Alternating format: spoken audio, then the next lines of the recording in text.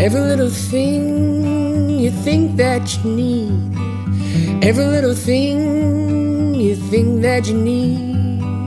Every little thing that's just feeding your greed. Oh, I bet that you'd be fine without it. You're listening to the Minimalist Podcast with Joshua Fields Milburn and TK Coleman, recorded live at Earthing Studios in sunny California. Yes, thank you, Malabama. Hello, everybody. Sunny indeed, although just yesterday I was going out for a little hike and there was snow on top of the mountains because it rained for a day and the snow in Ojai was there. And man, was it beautiful. And 2 days before that, it was 84 degrees. So yeah, amazing weather.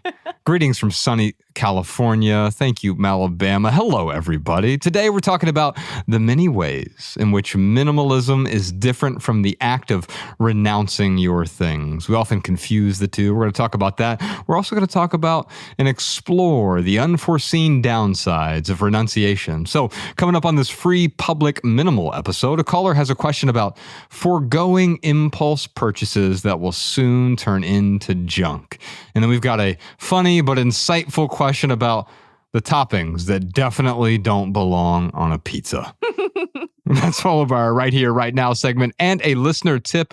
You can check out the Maximal edition of episode 483. That's the full 2-hour episode where we answer 3 times as many questions over on Patreon. The link is in the description. When you subscribe, you can listen to our private podcast episodes on Apple Podcasts or Spotify or whatever your favorite podcast app is. Plus, you'll gain access to all of our archives all the way back to episode 001. That's a full decade of podcast archives. By the way, big thanks to our patrons. Your support keeps our podcast 100% advertisement free because sing along at home, y'all. Advertisements suck. Now, we're not renouncing advertisements, but they do kind of taste kind of bad. We'll talk about that here in a bit. Anyway, let's start with our callers. If you have a question or comment for our show, we'd love to hear from you. Our phone number is 406-219-7839, or you can email a voice recording right from your phone to podcast@theminimalists.com. Our first question today is from Jess. Hello, my name is Jess from North Dakota. I'm a Patreon member.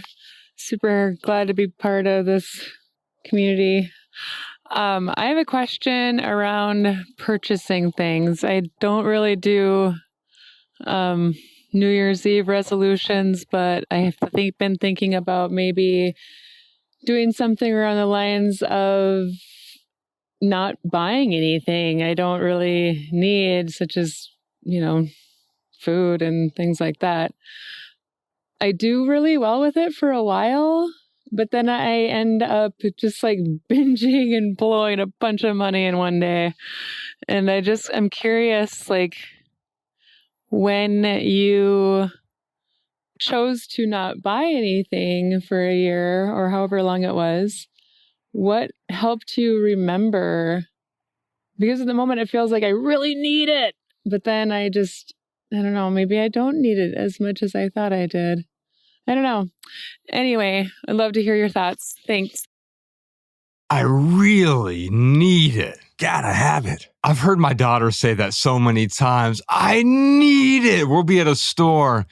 There was one time I told this story and Love People Use Things. We were at a store and my daughter asked, like, can I get something while we're here? And I said, what do you want? And she goes, I don't know, but I just want something. And we develop these patterns of, I feel like I really need it. In the moment, it feels urgent. It feels real because you have that emotion and that scarcity mindset creeps in. The impulse then takes over and I am incomplete without it. I didn't even know this thing existed before I got into the store. I wasn't even thinking about this thing before I got into the store.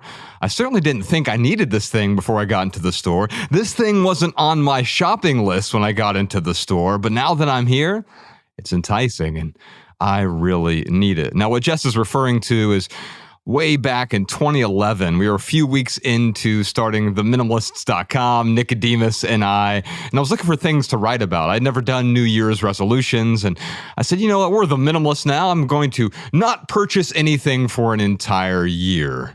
It wasn't really about the spirit of renunciation. We're going to get into what renunciation means in a moment, but it was about, hey, as a minimalist, it should be easy to not have to purchase any new items. Obviously, I can still purchase consumables. If I need to buy soap or toilet paper, I'm not going to deprive myself of that.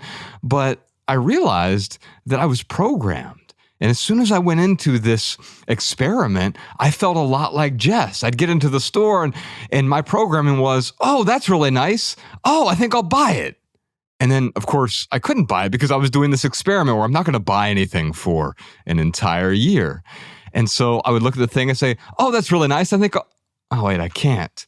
But over the course of the first 5 months, what I found is I reprogrammed that impulse where I would show up to a store to buy some toilet paper or to buy some toothpaste, and then there'd be something else there that I really needed.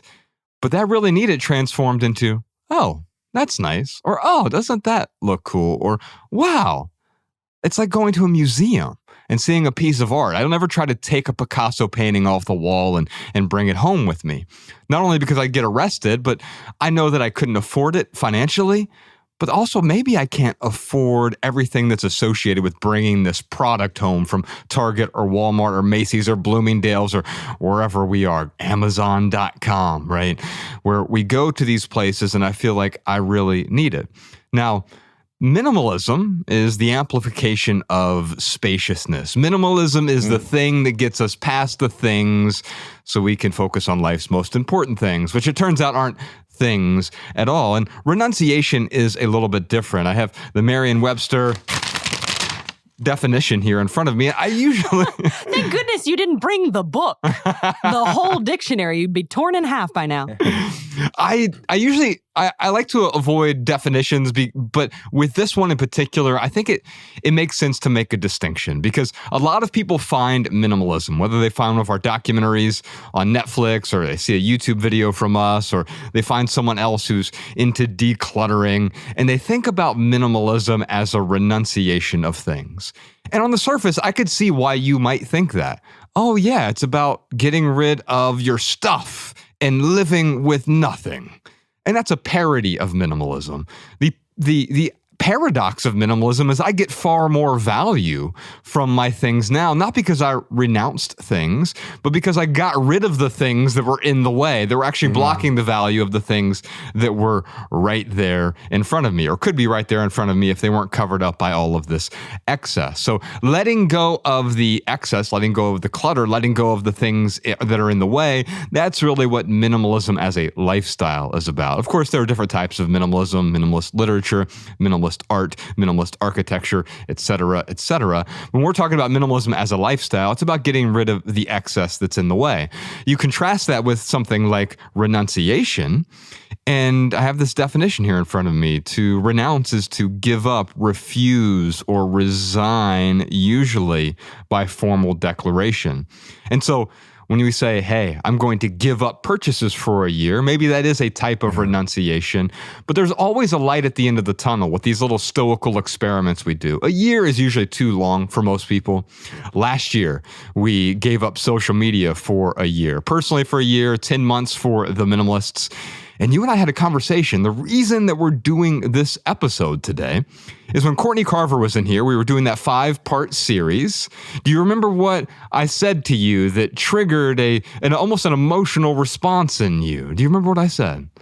You were talking to Courtney and you said something to the effect of not wanting to renounce social media.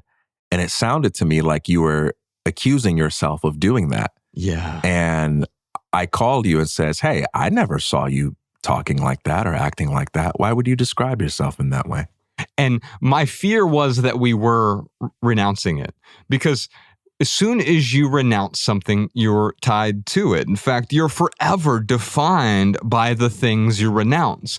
And so I'm not against renouncing something, but I think there's a difference between renouncing something and saying, that is something I'm not going to do. I'm forcing it out of my life, because then you become defined by it. My mother was an alcoholic, and she went to AA regularly, but her life when she was sober seemed to be even more defined by alcohol and alcoholism through the renunciation of it. Now, perhaps that was the best thing for her in that case, that level of abstinence. I remember we had Peter Rollins on the show. He said, whenever I talk to or counsel a sex worker, they are always talking about God, because it's the thing that they feel like they've renounced. Yeah. And so when I talk to priests, they're always talking about like sex and the obsession around that. And there's something about, and I'm interested in your take on this, TK, when we renounce something, we become obsessed with it in a way, maybe because it's off limits. Yeah, the renunciation of renunciation is an interesting concept there. But there's something to this. You know, it's almost like the old experiment of, hey, try really hard right now to not think about an elephant, okay? Don't think about an elephant. Whatever you do, don't think about that. You are more likely in this moment to be thinking about an elephant than just about anything else, because you're trying so hard to not think about an elephant. And the problem with that is we're motivated to not do these things because there's something within us saying, I am called to something higher. I exist for something that matters more than this, for a deeper kind of life, a richer kind of pleasure. And so we feel that desire to say no to the superficial pleasure, but since that's all we know is the addiction, the attachment, we cling ourselves to it more strongly by saying, I'm not going to do it. And so we walk around all day. I'm not going to do that thing. I'm not going to smoke a cigarette today. I'm not going to smoke a cigarette today. I'm not going to smoke. I'm not going to lose my cool. I'm not going to lose my cool. I'm not going to impulse buy. I'm not going to impulse buy. And the moment that we're vulnerable, we miss out. It's almost like if I decided to say, you know what? I'm not going to answer to TK anymore. I'm just going to answer to Rick. That's my new name. And I tell everyone to call me Rick, right? And I go around saying, I'm not answering to TK. I'm not TK. I'm not TK. I'm not TK. Hey, Rick. I don't know. Somebody says, hey, TK. I'm not TK. I'm not TK. And I don't say anything. I'm not TK. I'm not TK. One day when I'm tired, I'm hungry, I'm dozing off, someone's going to catch me sleeping. They're going to say TK. And I'm going to go, huh? Oh, darn it. I screwed up. Because that's just not how it works. So what is the underlying why that makes you want to renounce something in the first place? And how can you translate that no into something that you want to say yes to? On the other side of every no is a higher reality that you want to embrace and engage, that you want to say yes to and throw yourself into that. And so for me, renunciation is about redemption. We don't renunciate things, or renounce things rather. We are looking to redeem things, to reclaim things, to restore them to their rightful, healthful place. And how do you do that? By creating a little distance between you and the habitual, familiar autopilot usage of the thing. There's the old saying that water is to love what distance is to, distance is to love what water is to fire. It extinguishes the little, but rekindles the great. Whatever is good, whatever is true in the things that we desire, that only becomes purified and amplified in a positive way when we exercise the self-control to step away from it and hit the reset button so that we can see it far away and not just up close. I love this distinction you're making. Would you say that then minimalism at its best is a way to redeem our things, to get more value from the things, and not renounce the things? But also there could be a spirit of renouncing clutter, but that is not... Man, that is so hard to define, because what is clutter to me is not clutter to thee, right? And therefore, something that gets in my way might serve you perfectly and might be a prized possession for you. But I can guarantee you, if you took 10 people who are listening to this right now and you got their top 10 possessions, the things that added the most value to their lives, we'd have 100 super valuable possessions, but valuable to them. And you put them in this room, in this studio, which is relatively small space. What is it, 700 square feet or something? Now we just have 100 items. They become clutter, even if they're not clutter for those people, they're clutter in the context here. And the best way to redeem those things is to make sure they're in the appropriate home and maybe even the appropriate space in that home. Does that distinction make sense to you? It makes a lot of sense. And it also reveals the importance of having some sense of why, some sense of purpose, because you can't even know what clutter is unless you know what it's getting in the way of. In the same way that you can't know that you have a problem unless you have some desired state that this problem is disrupting or getting in the way of, right? What does that mean to say, hey, if you walk into this room and you see a tire sitting there in the middle of the floor, how do you know that's a problem?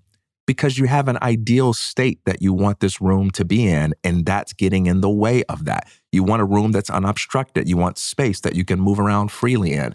And that's how you know the tire is a problem. So how can we identify clutter? By knowing what our why is. Another thing that's so helpful with conversations like this too is we hear the phrase, count your blessings. I also think it's important to count your miscalculations. We all have such a rich amount of experience wanting things, thinking in the moment that we need them, and then the world says no to us. And a few months or a few years later, we look back on that moment and we say, oh my gosh, I dodged a bullet. Oh my gosh, you saved my life by not giving me what I wanted. But then we just kind of move on and we forget about those experiences. But we all could fill books with those types of experiences. And when you take note of them, when you write them down, when you collect them, you start to accumulate a strong foundation for a different kind of faith. You start to develop a healthy sense of mistrust in those impulses. You realize that just because it really feels like I need something in the moment doesn't mean that I actually need it. Why? Because I can look at my history and see that I've been wrong about this kind of thing thousands of times. It makes it a lot easier to have faith. That makes sense to me. And there's several synonyms here I found in the dictionary. Abandonment is one. So abandoning of things is not something that minimalism does. A resignation of things, it's obviously the opposite. We're not ascetics. People often think about that, like we're going to live in a cave somewhere, that we are doing ascetic practices that, intentionally increase our level of pain or suffering in order to reach some sort of state of enlightenment. I'm not necessarily against those things, even if they're not for me. At best, I hope that I don't come across with a spirit of renunciation with anything here. Even with advertisements, it started off as a joke. When we did this show, we didn't have any advertisers, and I just didn't like ads. It didn't feel good to me.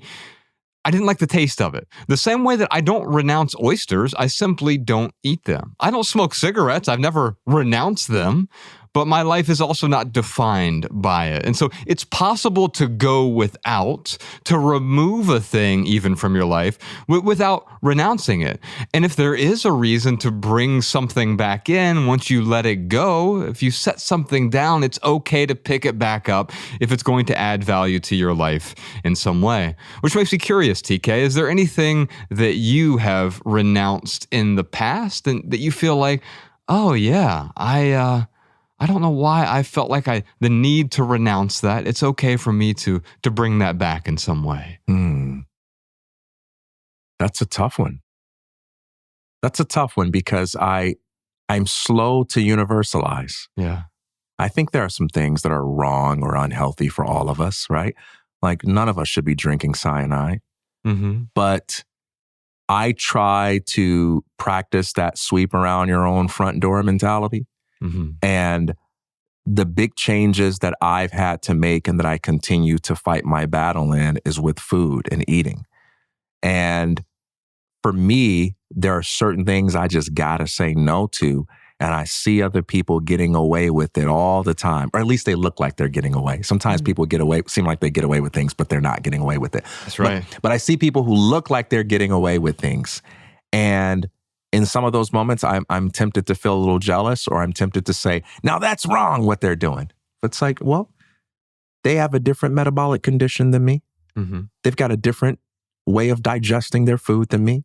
They haven't been to the hospital as far as I know for what I've been for. I've got to make the changes that I need to make and leave them alone, right? Leave them alone. Sometimes renunciation can come from a good place of recognizing a true source of universal evil. Oftentimes, it comes from a place of not wanting to walk the path you have to walk alone and needing to get other people to go along with you and using condemnation and the universalization of your own constraints. Yeah. Well, to get back to Jess's question and answer it head on, for me, it was much more about reprogramming my impulses than it was about just simply saying no to things. but sometimes I had to temporarily go without. It's okay to temporarily deprive yourself. You're not a deprivationist if you simply go without for a while. Have you ever tried to fast for a long period of time? The longest I ever fasted was 6 days. And that wasn't a renunciation of food. It was a test to see what would happen.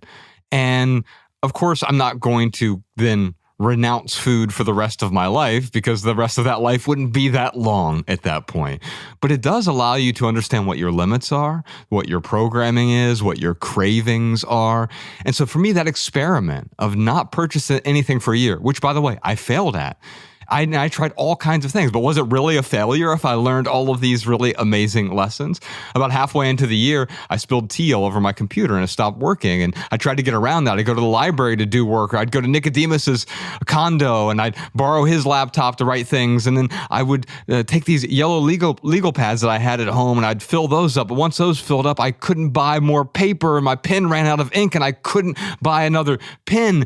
And at some point, it did feel like renunciation. It did feel like an unnecessary deprivation. And so eventually I broke down about 6 months into the experiment, 6 or 7 months in, and I bought a new used computer. But I bought a computer that was new to me at that point. And because I realized it wasn't about not making purchases. That's not what this experiment was about.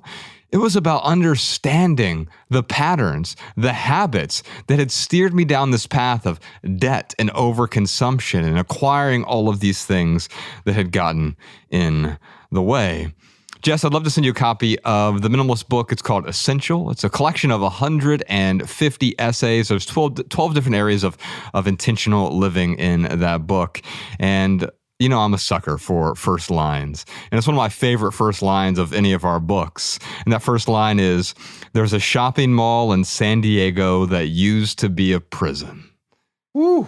And the argument in that essay is that maybe it is a different kind of prison now. We're imprisoned by our things. We're holding on to all of these things. Our prison cells are built with bars of consumption, or really bars of overconsumption.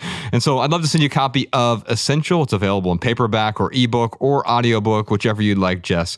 We'll send you a copy of Essential. Before we get back to our callers, Alabama, what time is it? You know what time it is. It's time for the lightning round, where we answer the Patreon community chat's question of the week. Yes, indeed. Now, during the lightning round, we attempt to answer your question with a short, shareable minimal maxim. You can find this episode's maxims in the show notes over at theminimalists.com/podcast, and every minimal maxim ever at minimalmaxims.com. We'll also deliver our weekly show notes directly to your inbox, including 7 new maxims every Monday for free if you sign up for our email newsletter at theminimalists.email. We'll never send you spam or junk or ads, but we will start your week off with a dose of simplicity. What's the question of the week this week? What topping should never go on pizza? Why? Uh-oh. Now, Bama, when we posted this in the Patreon community chat, tell me about the experience over there. I had way too much fun, and I think so did the patrons. At one point, someone asked in there, I ran out of room collecting my favorites, y'all. You guys are so funny. Someone was like, are we about to have a podcast on pizza clutter? But they were so creative and they were fun, and they were very playful with it, which just made it so enjoyable. But yeah, we were trying to brainstorm something that would tie in with renunciation, and I jokingly said to you, pineapple on pizza, yay or nay? And you were like, hang on, wait, there's something there. And I'm like, no, I'm kidding. What? I loved it because, you know, here's the thing. Some people really enjoy pineapple on pizza. So before we get into the essence of this question, let's be a little playful with it. If you're ordering one pizza for the rest of your life, Alabama, what does it taste like? What toppings are on it or not on it? Oh, you don't want to ask me that. Like, I'm a maximalist with pizzas. Go for it. So was my mother. I mean, listen, where I live, there's a pizza place right next door to me that sells pizzas with bloomin' onions in the center, with shrimp and tuna, with mocha bun crusts. Like, I've had it all. It's all delicious. I have not found something that's edible and meant to be with food that I haven't liked on a pizza. You know what? I think I'm pretty similar to that. I like almost any topping on a pizza that is within reason. And my margin of reason is really large here. My mother, when I was growing up, she used to always order, we go to Casano's in Middletown, Ohio. Shout out to Casano's. a Dayton Institute, and she would order the everything. She wanted everything plus anchovies, which is weird that anchovies aren't included in the everything, because they even know, like, okay, a lot of people aren't going to want the anchovies on their pizza. And so I grew up eating everything on the pizza, including anchovies, which just tasted like really salty sausage to me. But I would tell you that one of my favorite things to do is watch the Dave Portnoy videos, the One Bite Pizza reviews. I don't know if y'all are familiar with them, never heard of this. Every time I'm at home with Bex, we'll spend 3 minutes and just watch a Dave Portnoy pizza video. He puts one out every single day. He's the owner of Barstool Sports, but he goes to a pizza shop every day. He goes to several, and he just films a bunch in a day in different cities. He might be in Toledo, Ohio one day, or he might be in North Dakota or Miami, Florida, or Denver, and he's reviewing pizza, the local pizza scene. He always rates the pizza on a scale of 1 to 10, no even number. So it's always like an 8.3 or a 7.6 or a 5.4. And he's pretty strict with his guidelines, but he always orders the same thing. And I think it's for consistency. He always orders a cheese pizza, like a full cheese pizza, no other toppings, because it's much more difficult to compare all of these different things. But I think also from a preference standpoint, he seems to be a minimalist with respect to his pizza. It is dough, it's sauce, it's cheese, and that's it. He doesn't want any of the excess. And I think if I had to order one pizza for the rest of my life, it would probably be that one. What about you, Savvy D? I love a Hawaiian. I love the pineapple. Ooh. I love it. But I honestly never have pizza because it kind of just ruins the rest of my day. Oh, no. Isn't that true? Like that's another way to think about it, right? It's delicious. You get that moment of gustatory pleasure, but then it's like, oh, what did I do? And I know that I haven't had pizza in so long that if I had a pizza right now, it would, the rest of my day would just be, maybe the rest of my week, who knows? I would just be like, oh, why did I do it? Yeah. And because we don't think about like what this moment of pleasure, this moment of impulse. And it's not about renouncing pizza for me. It's just I know what the consequences are, and it's not a price that I am willing to pay. What about you, TK? Oh, man. So, Assuming it doesn't mess with your system, like what's the topping for you? don't worry, Ben. I wasn't going to torture y'all with that. Well, technically, I am no longer able to eat pizza I evaded it because I'm indecisive, but that's my own problem.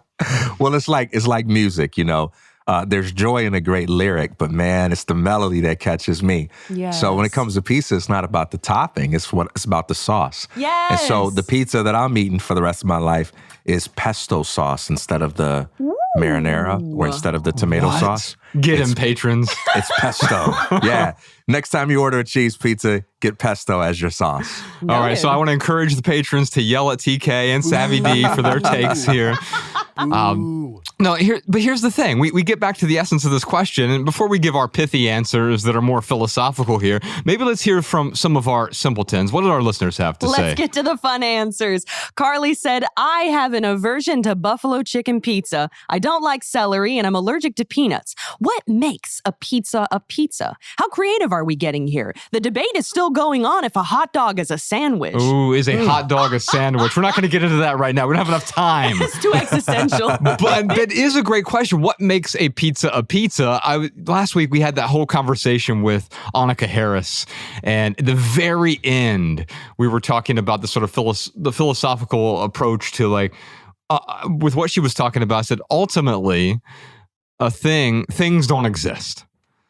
And what I meant by that is like separate things don't exist. If everything is one, everything is birthed out of the universe or the earth or whatever, then it's all just one thing, right? So they're not separate things. And it's sort of how we ended the podcast episode. Now, obviously, we know what we mean when we say things, but I was talking to my daughter about it, and we maybe had a 3-hour conversation about the Annika Harris thing, because I was talking to her about how there is no self, and she's like, what are you talking about? I'm right here, right? And so we really got into the details. What makes an Ella? What makes a pizza a pizza?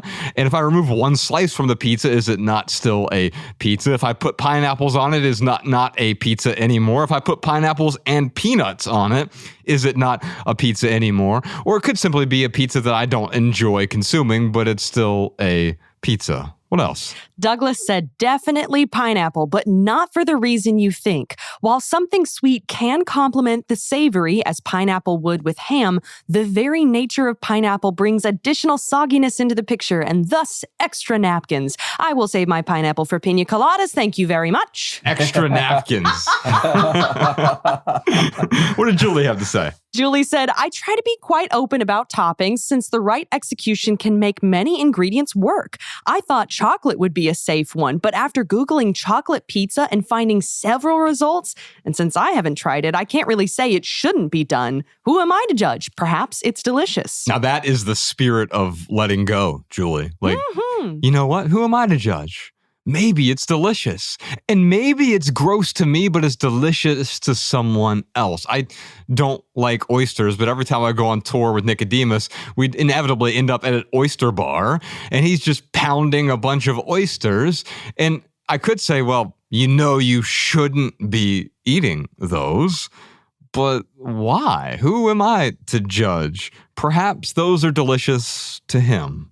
What else you got? Donna said, anchovies. I'm allergic and prefer not to die during my dinner. There you go. And so don't put anchovies on Donna's pizza. And I think the peanut thing is valid. I dated someone once who was allergic to pineapple, so they had even a different reason they couldn't put pineapple on a pizza, even if it was delicious to them. She was allergic to mushrooms, coffee, and pineapple. So I remember one year at Christmas, I wrapped all three up in really nice, like fancy paper. I got her a bag of coffee. I got her a pineapple that had all this beautiful wrapping on it. And I got her a thing of mushrooms. It was more of a metaphor. She was an artist, so she totally got it. It was a metaphor of like, we often give gifts that people end up being allergic to.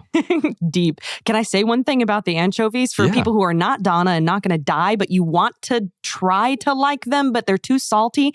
This trick was given to me when I was in college. Get like sliced tomato to go, like diced chunky tomato to balance out the saltiness. That is the only way I've ever found it's enjoyable to have anchovies, because then it kind of balances it out. Nice. That's my 2 cents. I quite enjoy them, but I'd like to try that for sure. All right. What else? Jackie said, I was going to say anything goes, but now that I've read everyone else's responses, I agree with Faye. Potatoes are a no-go. I don't know. I mean, I've never had potatoes on a pizza, but I mean, it's probably delicious. I've had a sweet potato crust and it was amazing. Oh yeah, I've had a cauliflower crust and it was really good. Exactly. And you guys have problems with pesto, man. That's unbelievable. I ain't got beef with pesto. Like, I will absolutely be down for pesto. Yeah, definitely don't do beef with pesto. Keep it cheese. You're from Chicago. So is it a deep dish pesto? Wait, I thought we were talking about deep dish. What's pizza if not that? TK's like, I thought we were talking about the correct way to do pizza. Right, are you guys talking about those separate debate? Thin slices of bread with cheese on them? Is that what you're... I do not discriminate against the different thicknesses of pizza. I love them all. TK is renouncing real pizza. I renounce all non-Chicago style deep dish pizza. Let's do one more. This one's from Mike. We all have different palates and different interests. It would be a shame to dismiss one thing outright. Yes, and that is the heart of minimalism versus renunciation. Mike, you said it best. Congratulations. How about you, listeners? What topping should never go on a pizza for you? And let us know why. You can tell us in the Patreon community chat, which, by the way, is free. You can join it for free, even if you don't subscribe to the private podcast. Obviously, we'd love for you to subscribe to the private podcast, but join us in the Patreon community chat. We have a whole community of people. Thousands of you are interacting with each other. Okay, give me something pithy, TK. What topping should never go on a pizza and why? Never choose an ingredient that makes you regret the first bite. I mean, there's an obvious application to this, and that would be whatever it is you want to do, choose the first step that's right for you, because that first step is critical. It can be uncomfortable, it can be painful, it can be extremely difficult, but you want that first step to confirm you on your path and make you feel like, all right, even though this is hard, there's something about this first step that really reinforces the values that are driving me forward. But when it comes to pizza, this isn't something that we have to eat. This is something that we do for fun. This is something that we do in a spirit of play. And when it comes to choosing what you do in a spirit of play, you got to remember from James P. Carse, what is the first rule of play? Is that one cannot be forced to play. You can't play by somebody else's rules. You can't play. You can be forced to participate in a game, but you got to choose to play. And if you're going to do something for fun, forget all the opinions. You got to have that for other stuff in life. You got to react to what other people are doing with other stuff in life. And there's plenty of opportunity to be mad about what somebody else likes and what somebody else says. When it comes to the things that you do for fun, be opinion free. That's the one topping that should never go on it. A freaking opinion. I'm doing this for me and I'm going to have fun. I don't care what you think and I don't care how you have fun. Yes. So good. You're making me think about last week I started to try a new stoical experiment for me. It was setting down this verbiage of I have to do something. Yeah. Professor Sean was in here last week. We were talking after the podcast and he and I had some meeting scheduled and I said, hey, is it okay if we do that one on Zoom instead of in person? And I was getting ready to say, because I have to go help my daughter with some math stuff. And I said, oh, I don't like the way that feels. Yeah. I want to go help my daughter with some math stuff. Now, same outcome, but just deciding that this is what I want to do. If not, why am I choosing to do it? And even if it feels like something that isn't that enjoyable in the moment, there has to be a reason that I'm doing it. Yeah. I want to go to work today. Well, why? Because I want to pay the bills instead of I have to go to work because everyone has to pay the bills. That becomes a script. It becomes a program. And there's even a flavor of renunciation in that. Like, I sure would love to not have to do this, but it's like, well, no, I'm doing this for a reason. Yeah. And so I might as well want to do it because, I mean, the truth is I do want to do it, or at least I want the outcome that it's going to get me. Otherwise, why am I doing it at all? Now, TK, this question about the pizza and what topping should never go on a pizza, why did we pick this one in our brainstorming session when we had all of these other, I guess, more practical options? Well, because this topic of renunciation is about our ideas regarding what we should never do, what other people should never do. And we knew that we get certain kinds of answers if we tackled it head on, philosophically, seriously, in a straightforward manner. But sometimes the insights you get from people, when you can find a question that's a little lighthearted, a little fun, and they're not sure why you're asking them, it just gets more revealing. And Bama came up with this brilliant idea because pizza is one of those things that we really do get opinionated about when it comes to toppings. And so we thought, this is a question which if people answer, they're going to reveal something about the way they hold opinions and the way they see other people. But they're going to do it in a way to where there's no room to guess what we want to hear. Yes. Yeah. Which that spirit of should, you should do this, or everyone should behave this way. And this is what should go on a pizza. This is what shouldn't go on a pizza. It's, as you said, it's an opinion, which brings me to my pithy answer here, which is every should is a new bar in your ever-expanding prison compound. It's not just a prison cell anymore because we have so many shoulds. You should put this on a pizza. You should work first shift. You should wake up at 5 a.m. You should eat these foods. You should have 3 meals a day. You should have 1 meal a day. You should have 6 small meals a day to stoke your metabolic fire. Whatever your shoulds are, they become a way to imprison ourselves and also a way to make us feel bad about ourselves as well. We pick up everyone else's shoulds. We invent our own shoulds. We manipulate the shoulds and change the shoulds and remix the shoulds. And then we look around before we know it. And it's like, I've got all these things I should be doing. I'm not doing most of them. No wonder I feel miserable because I've told myself there's a story of I should be doing this. And if I do everything I should do, well, then I should be happy. And of course, it never works because there will always be more shoulds than you can keep up with. Imagine sitting around looking at everybody enjoying pizza, arguing about this, and you go, but I don't even like pizza. But everyone else has so much fun, I should like it. And if that sounds silly to you, substitute pizza for possessions. And that's a game that we all play with ourselves. Yeah. The renunciation of a possession, you shouldn't want that. You shouldn't have that. You shouldn't make a certain amount of money. You shouldn't make below a certain amount of money. What happens here is we trap ourselves, right? And we never even, you said the why thing earlier, we never stop to think about what is the why behind that. Okay, you shouldn't put anchovies on Donna's pizza because she'll die. Yeah. That makes a whole lot of sense to me. There is a definitive why behind that. But if it's, you shouldn't put potatoes on a pizza. Well, I live by the law of contrary public opinion. And so as soon as someone tells me you shouldn't put potatoes on a pizza, it's like, I don't know. I kind of want to try it because you said I shouldn't do it. If you Rob Bell says, if you want your kids to read the Bible, forbid them from having it in the house. And that's not a comment about the Bible. That is a comment about renunciation, about saying you're not allowed to have this, do this, think about it. And then all of a sudden it's like, but now I'm obsessed with it. We become obsessed with the things that we're not allowed to touch. The things that are off limits are often the things that define us. All right, that's the end of page 1. We still have an entire switchboard of callers to talk to. But first, real quick for right here, right now, here's one thing that's going on in the life of the minimalist. Now, I'm a little hesitant to mention this.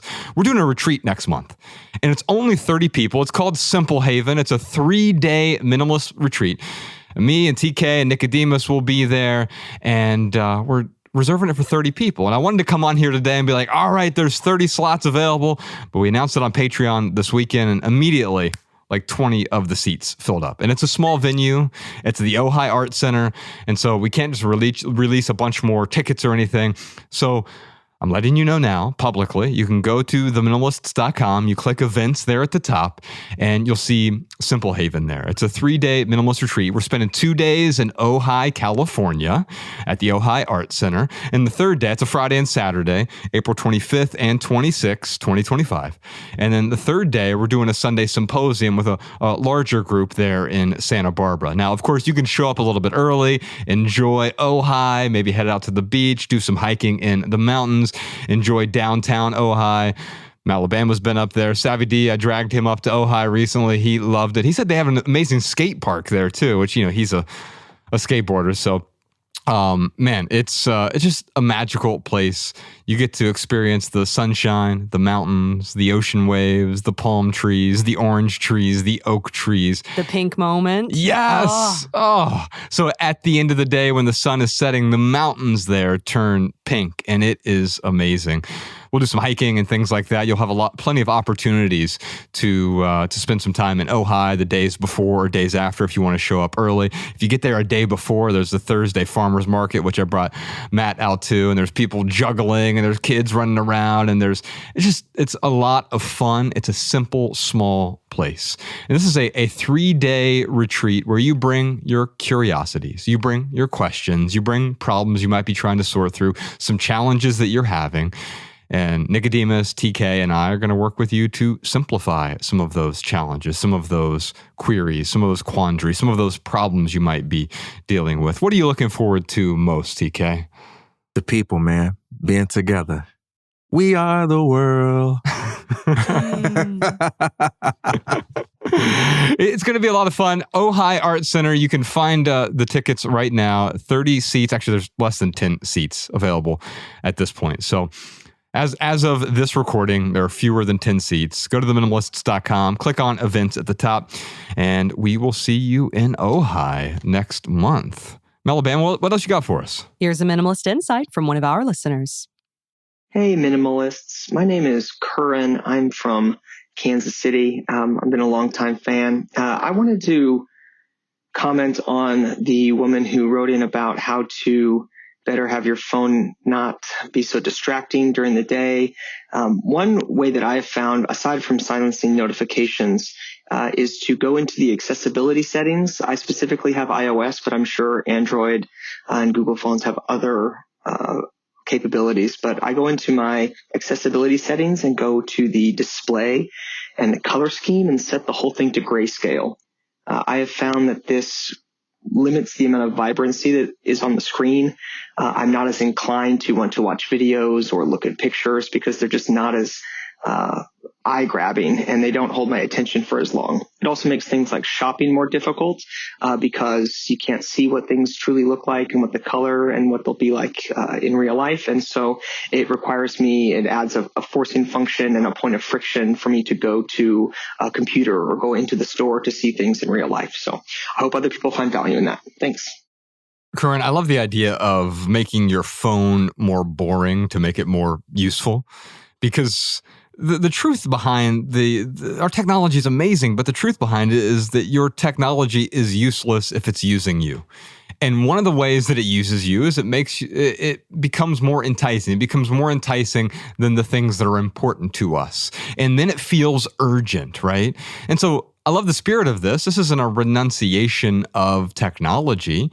Although, I mean, I find that appealing sometimes. I look at the way the Amish live, and are they renouncing technology? I think that's up for debate. I would argue that they're not, because there's something super intentional about the way that they use technology. In fact, later on in this episode, we have this Christopher Walken quote. He talks about the technology he doesn't live with or he doesn't use in his own life. And there's no spirit of renunciation there. It's that he finds it more appropriate to omit those things from his life. The same way that I find it more appropriate for me to not have advertisements on this show. I find it more appropriate for me to not smoke cigarettes. I find it more appropriate for me to not eat pizza because of the cost behind many of those things. I know when we walked away from social media, it wasn't about renouncing social media. I think that is a rather immature way to look at things. Renunciation is often done out of dismissal. And when we're just simply dismissing something, we don't have a good reason as to why we're dismissing it. We label it as bad, and we're not sure why it's bad, then that's when we begin to get defined by it. So before we wrap up this segment here, TK, any words on that spirit of dismissal and that's, you know, that sense that I'm going to renounce this just because I don't want to deal with it. I'm not mature enough to try to find a way to incorporate this into my life in a healthy way. It can be a great starting point if you can separate it from the self-righteousness that often accompanies it, right? And if you can sort of be composed about it and say, I'm not in a place where I can handle having this around, whether it be my phone or my computer or my TV or cigarettes or something like that. I just can't handle having it around. I think that's self-honesty, right? Yeah. That's you saying, I know what my limitations are. And if you can be composed about that and not overdo it in terms of like, look at those people over there doing it. Look at these ads over here everywhere. That's not helping. Right. You know, that just attaches you to it all the more. And so separate the preoccupation from it, from the prioritization of your freedom. That's what I would say about it. Yeah. And what you're talking about, the limitations, sometimes it's about us setting up our own limitations. When I didn't have home internet for, I think it was 5 years, I wasn't renouncing the internet. It was a particular boundary I set up in my own life because I knew that the pull of that was distracting me from the things that were more important to me. And I began to understand what was important to me and added some additional friction. And at some point, because I had a family, or I got a family, and then they wanted more access to the internet, I had to find ways that worked better for me within that new context. And the same thing was true when I didn't purchase things for a year. It was about reestablishing some boundaries that worked for me, as opposed to saying, oh, buying stuff is bad. Or when we left social media last year, social media is bad. I don't think social media is immoral, but I think that it can get in the way. It can use us in ways, and sometimes the best boundary might mean to walk away from it altogether. We'll talk about Christopher Walken here in a bit and how he doesn't use social media. He doesn't use the internet at home. He doesn't use a bunch of other things. For anyone else who has a listener tip or insight about this episode, just like Curran, let us know. You can send us a voice memo, podcast at theminimalists.com. We'd love to hear from you. We'd love to feature your voice on the show. Up next, page 2 and page 3. But first, let's take a quick pandiculation break. We'll be right back. All right, that's the first 32% of episode 483. We'll see you on Patreon for the full Maximal Edition, which includes answers to a bunch more questions. Questions like, when is it appropriate for someone to start calling themselves a minimalist? And how do the minimalists take criticism so well? And how can I be an informed citizen if I'm overwhelmed and worried by the news media?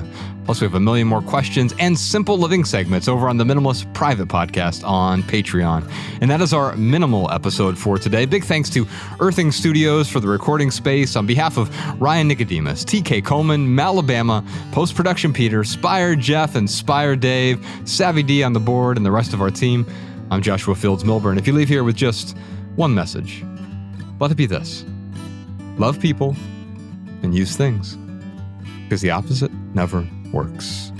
Thanks for listening, y'all. We'll see you next time. Peace. Every little thing you think that you need, every little thing you think that you need, every little thing that's just feeding your greed. Oh, I bet that you'd be fine without it.